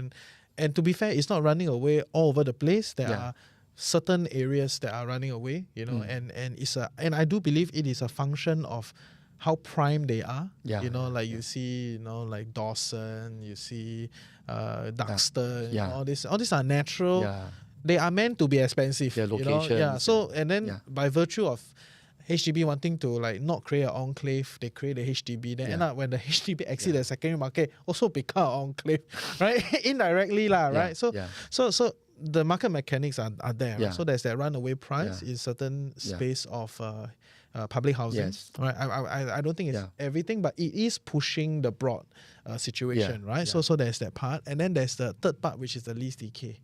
Right, which is also a problem for a lot of the older flats, especially with a big chunk of CPF tied into it. Right, we don't want our retirees to, essentially have their assets decay. But it's a chicken egg problem, right? You want them to exit in the market at a good price, and somebody got to carry it. If they reduce, then the state maybe got to come in to do something for them, right? So it's complicated. I get it. Let's just zoom in on the affordability part. Unless you have specific things you want to say on the others, right? Specific on the affordability. Excuse me. Specific on the affordability part, I think that day we were talking about just doing a lot of grants, and do a type of escalating mortgage repayment package, right? Because now the repayment is linear, right? So if you can essentially make the front cheaper for repayment for the younger people to hop on the ladder, then you let them escalate towards the back, let the repayment escalate towards the back as their income move along. Right? Of course, I know that premium. Of course, there's a lot of assumptions. Okay. And taking your analogy, if today HDB says we will give you 80 cents discount all the way to $1.20, right? So at first was $2, now 80 cents discount. How do I know? So you need to pay extra 20 cents to cover all our manpower and all those things, right? Is that a position that you can comfortably explore? Is that something that you can accept? This is something new, but like I said earlier, if the government can come up with, to me that is quite radical, whatever is suggested. I know. Yeah, it sounds like it comes from SDP, not from Radical. Quite radical from a center-right party, from the PAP. Okay. I doubt that will happen, but obviously, like we said, we are not here to oppose for say opposing. If there are good policies, and I would like to quote example. I'm sorry, I'm digressing. No, please. The pandemic. During pandemic, we when the government said, "Hey, look, everyone, put on your mask and all that," we advocated that.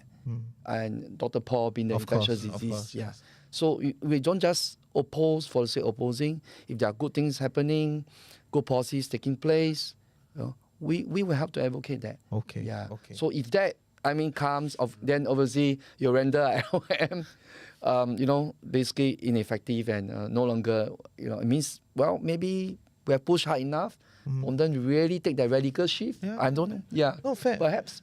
Yeah. Thanks for being gracious about this. Right? Because ultimately it reaffirms the idea that you're just trying to solve the problem. Yes. Right. And if HDB of the day can come to this level and render the NOM not viable and no need for it anymore, then you are also okay. And I think we could pat ourselves on the back and say, hey, look. We actually, contributed to that thought process. Okay. Yeah, okay, so because for Singapore. Yeah, it's just like I always tell people, like you run 100-meter dash, right? Or maybe I use an example of me when I was running my 2.4 kilometers in NS. And because I name a camp where there are a lot of PSEs and all that, but I need to get my IPPT goal, so I need to push. So what happened? My man is very good at running. Just like other medical conditions, he's PSE. Yeah, so there are some people in the military, PSE, but they really run damn cao la. So I asked him, can you be my pacer, push me, chase me, you see. Okay. So when you have competition, then there's progress, and for the country as well, right? Okay. Competition means about betterment for Singapore. Okay. Yeah. Okay. And that's where the opposition comes in, or the word now is the loyal opposition comes in. We will play that role. You see. Yeah. We're not going to just oppose for every single thing you oppose. Yeah. Yeah. Okay. I mean, we pride ourselves as I know you hate it, but competent, constructive, and compassionate opposition. A lot of tagline. Okay. Maybe help us understand, what other pet pot, because the SDP has a lot of different plans. Yes, and you definitely have certain things that will be more closer to you. So today, if you are being sent into Parliament, what will you be championing? What are your pet causes? I think one of the key things you are passionate about will be education. Yeah, education. Being a father of two. Father of two, because I was mentioning to you, my daughter is 15 now. I've seen the struggle she has during PSLE. She's a bright kid, no doubt, but the pressure she has, and for me, I also jumped the tuition bandwagon. I'm guilty of it. But just felt that the mental stress the children having, and I would like to quote like in Singapore. Actually, Singapore, amongst the Southeast Asian countries, we have the highest depression rates, and the youth suicide, and I've heard many stories aren't reported in the papers. I'm not going to mention them here, but bright kids, because they need to outdo their classmates, and it's not like they failed the exams, but because one scored 90 and she scored 89. And she got very bothered about it, and the parents add pressure. So one of the things that we definitely will call for if we get elected is the abolishment of the PSLE. Yeah, that needs to be scrapped. Yeah, of course you will hurt the 1.5 billion tuition industry. But I think maybe I'll just share some personal experiences. When I was younger, I was a tutor, part-time tutor.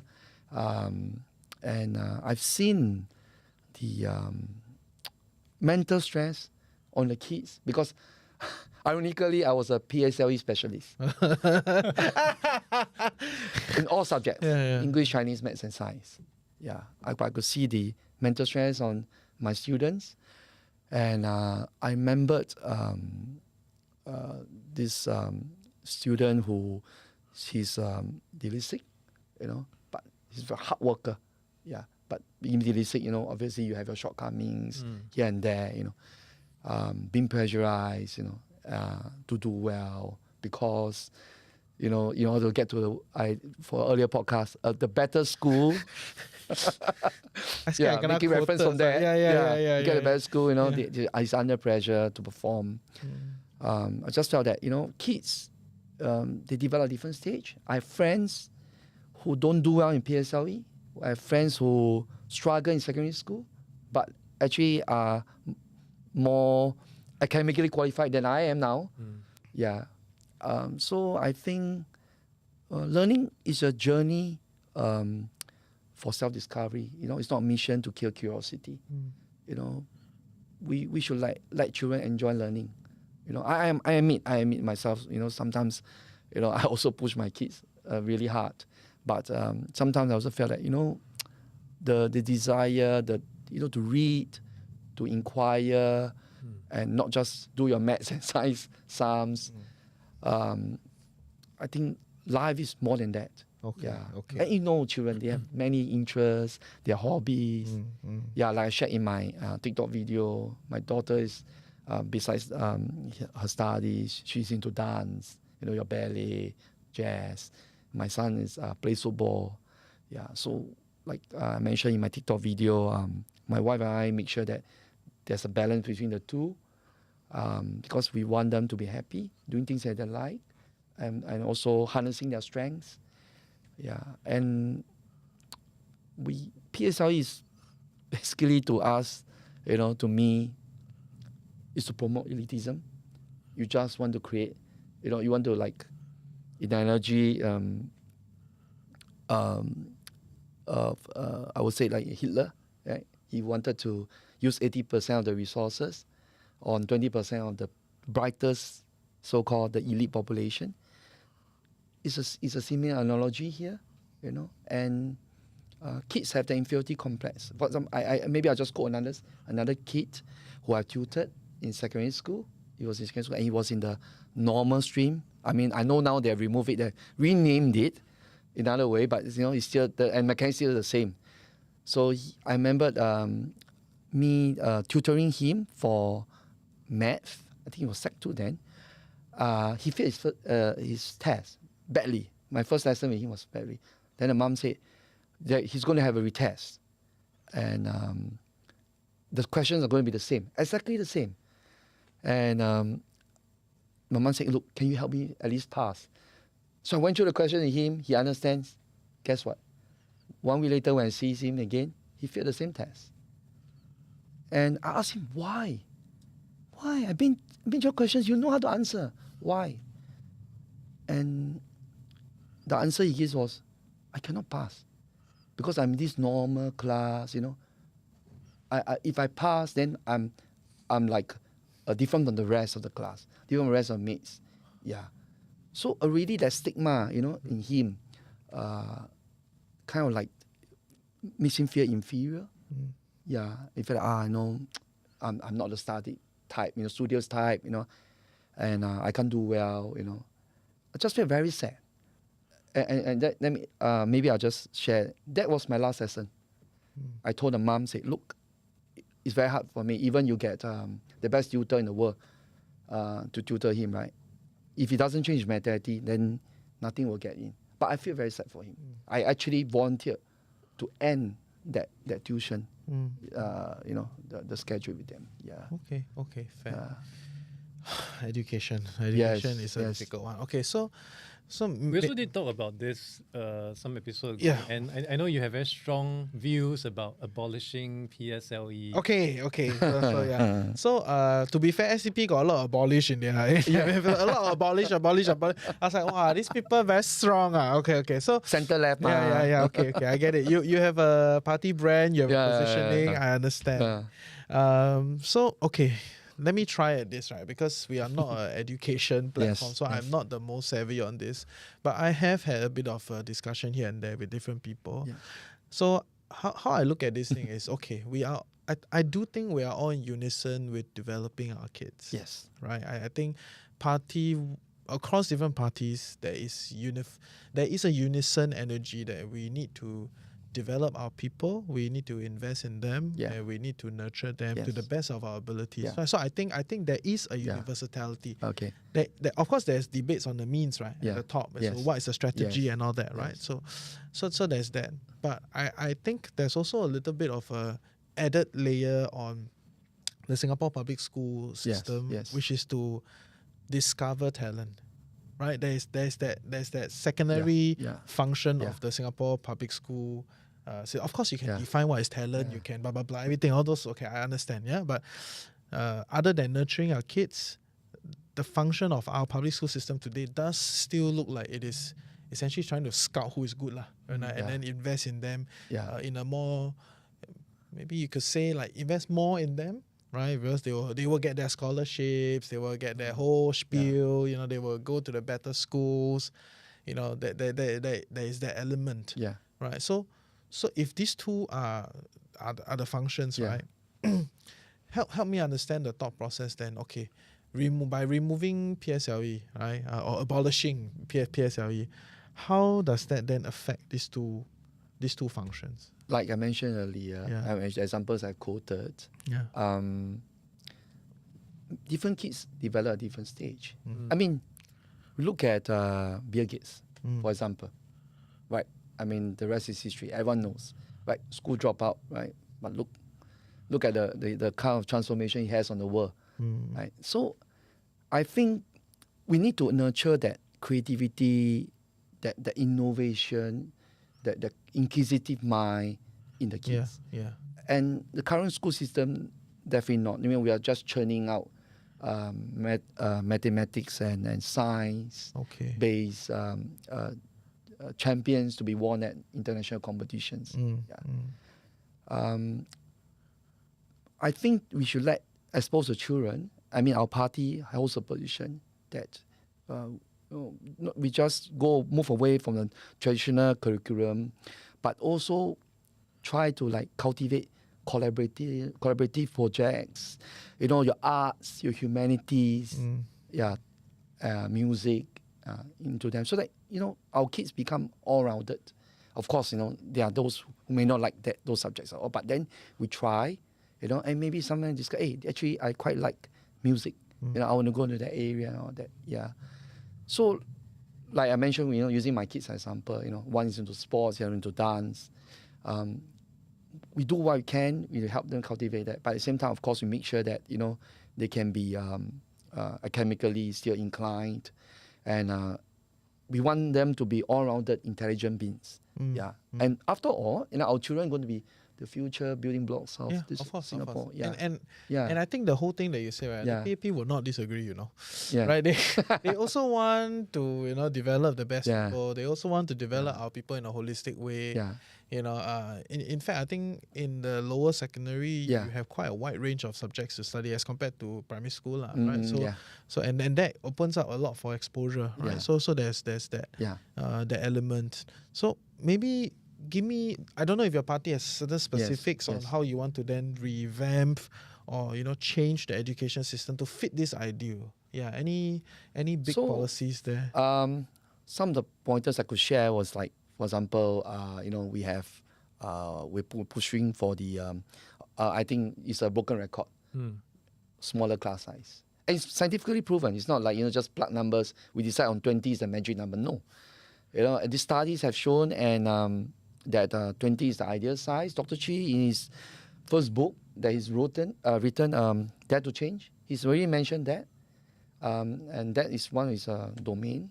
Being a neuropsychologist. The other thing that we want to push is the dedicated teacher system, whereby, because nowadays, even my sons, every year he changes form teacher, changes his subject teachers, and then the whole process is deja vu all over again, takes place all again, and the teachers start to know all his or her new students all over again, and by the time he or she figures out, it's already like half year. Fair. It's gone, Fair. So I like that. This part I like. This one I like. It's like dating, right? And you have a lot of history with the same teacher, right? But of course, we need to, also develel our teachers, because our teachers are humans, right? So it's like, walao, you this kid. If you begam, then from year 1 to year 6, kena mark, also not very good, right? So this one and I'm sure the system is chosen. So one thing I have very good confidence is the public service, right? If you decide that this is the way, right, they will refine the whole thing until like all these side things will manage. But I do like what I hear about this like dedicated. So P1 to P3 in the lower primary, they stick with the same teacher throughout, and the teacher will be able to like come up with intervention. To, for example, this particular student is weak in math. They know your pattern. Yes, pattern. It's true. Because, true. Every kid come with all sorts of family situations that translate into the kid, right? So and then after that, they hands over to the P4 teacher who takes the student through to P6. And then you really roughly know. This is his or her strength. This is his or her weaknesses. And these are the behavior shortcomings which we need to take note. These are the points. Maybe this kids has a bit leadership. Okay, maybe we can cultivate that. That's why we mentioned about talent. You see, So it's not just about books. And of course, I'm not displaying say you don't read. We want kids to read widely. I always encourage my kids to read. But in terms of academics, we try to deviate more from the traditional subjects I mentioned, maths and science. In fact, I attended I was invited for one PSP forum to talk about education. And indeed, I mentioned that actually the Dutch children are the happiest in the world. Why? There's no emphasis on education, and but still the Dutch people are very bright. Yeah, they and the kids are very carefree. I know they have there's no focus on academics, but still, you know, look at the Dutch Prime Minister, you know, and the kind of entrepreneurial spirit they have, you know, yeah. But the elites are always the elites, right? You must find the mean, right, or the median, right? Yeah, yes, of course. Yeah. So I mean, obviously some are obviously of course, gifted. yeah, Of course. Okay, Yeah. okay. So I understand. Yeah, I mean, I'm not best positioned to go further on this discussion, but I do think we should continue the education discussion because I think it's front and center for a lot of young parents. Also, they do care a lot about this thing. Yes. And I mean, it's all connected, right? And ultimately, election is not for us; it's for the future, Yes. for the young. Yes. Because they'll live longer. We all will die one. Yeah. So, sorry, a bit morbid. But that's true. Not morbid, yeah, put in the comment section any questions you want to ask. Yes. Any other things? Shall we move away from education? Are there any other pet policies that are something that you will champion if you enter the parliament? I think first and foremost, housing and education. So these are something I hold close to my heart. Okay. Because I mean, my children live experience. Life experience. Of course, you know, like I always tell people, I'm actually quite comfortable in my life, but you know, why I join politics? Because I want a better future, not just for my children, but for the future generations to come. Yeah, I think that's so important, and we get very encouraged. Like the past few rallies, and it's always been my, I think that people are getting to know it, post rally ritual, I will go and mingle with the crowd after the rally, shake hands, you know, thank them for coming. I see a lot of young faces. Okay. Yeah, even babies. Okay, great. Yeah. So our audience had a question. Sorry, we haven't taken really a lot of audience question. Because with technical we improve. Now we can take audience question. Go ahead. Yeah. Okay, so there's one audience. Maybe it will be the last question because it's 7:05. Okay. Yeah. So you know. It's great. That means you're doing well. That means you're not. You're just flowing. Right. Great.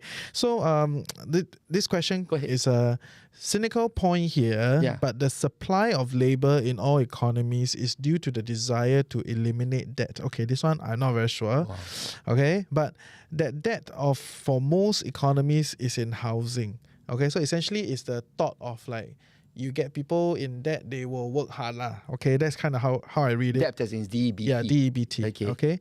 In fact, as the old age dependency ratio goes up, people need to stay in labor force longer, and the mechanism in house is higher. The mechanism is higher housing debt. Wow, this one a bit fierce. Okay, solving the housing debt issue will lead to a labor supply issue where the gaps. Okay, I understand what the person said. Okay. So you paraphrase that. Yeah, the whole front part is a bit of a. I know it's very popular in the UK. This idea of like debt locking you up. Salaried labor, right? So there is a whole school of thought around there. The Tories, I cannot remember exactly, but you hear things about how debt traps people in salaried jobs, right? So that is the whole spiel in front. Okay. You don't need to agree, but that's where the question comes from. Okay, so what our audience is asking is that, okay, so now you're trying to say that, okay, we make housing very cheap lah. Yeah. So if we make housing very cheap, affordable, does not that then disincentivize people to work hard, right? That's the whole basis of the question. But right, so maybe help us understand. I'll reverse that. Yeah. With more money in your pockets, won't you throw back and spend in the economy? I mean, of course, you can go for overseas trips and all that, but you have more cash flow, you can actually use it and spend and contribute back to the domestic economy. That is the gist of it. You see, I mean, besides having a comfortable retirement, right? Tell me, who in which country, whether you're British or US citizen or you're Taiwanese or you're Singaporean, everyone wants more cash on hand, right? I think we should not underestimate the Singaporeans' ability to spend. Yeah. No, and I do have a counterpoint to this, right? Yeah. Where I think it's not wrong to say that when people are struggling, they are highly incentivized to do work and to create economic activity. Right? It's not wrong to say that. I think there's a lot of papers around this and it's quite well documented. But I also think that Singapore may be in a different phase already, right? We don't want our people to be like, oh, because you're very hungry, so you work very hard. You know, we want to move into the higher order of the economic competition globally, right? So that type of competition needs you to create, needs you to think, needs you to rest, needs you to you know, go for trips. You know, I always tell my friends, if you move up senior position, right, then you must try to package your salary composition with, you know, money to spend, to travel, to explore, to see different things. By virtue of that is a function of senior roles, right? And I think that is the future, lah. Yes, I mean, it's also back to the education, perspective. The kind of education policy that we're trying to advocate here, we're trying to prepare the children for the 21st century global civilization. I mean, even like now, we're also advocating like you need to have digitalized lessons, AI lessons, because you need to catch up the rest of the world. We don't want to be left behind. Similarly, back to what you guys, I mean, I totally agree with what you say. We must always be evolving. We must always be evolving. And we evolve not just socially, politically, culturally, globally. We must also make sure that Singapore continue to remain competitive, and we don't have natural resources, right? Everyone knows. We invest heavily on human capital, right? Education is one big chunk, and if we can prepare the younger generation, ready them for the challenges of not just today but tomorrow, I think Singapore will continue to remain competitive and continue to hold its place in the world. Fair. Okay. Thank you. Thank you so much. Thanks for having me here. Thank you. Really enjoyed our discussion today. I look forward to other political candidates to come on the show. There's still time. There's still a few more days. 3 more. Right? So email us, message me. You all got my number. It's floating around. So I know. Thank you, Bryan. Thank you so much. We wish you well. And you are running for Sembawang GRC. Okay. Head on with the Minister of Health. We wish you well. All the best. Thank you so much. And that's all for today. We'll see you all tomorrow. I think we will continue the discussion on CPF. And I am trying to confirm the last person from the Workers' Party. So we'll stay tuned. Meanwhile, take care. See you all. Bye-bye. Bye-bye. Have fun at the rally. Bye-bye.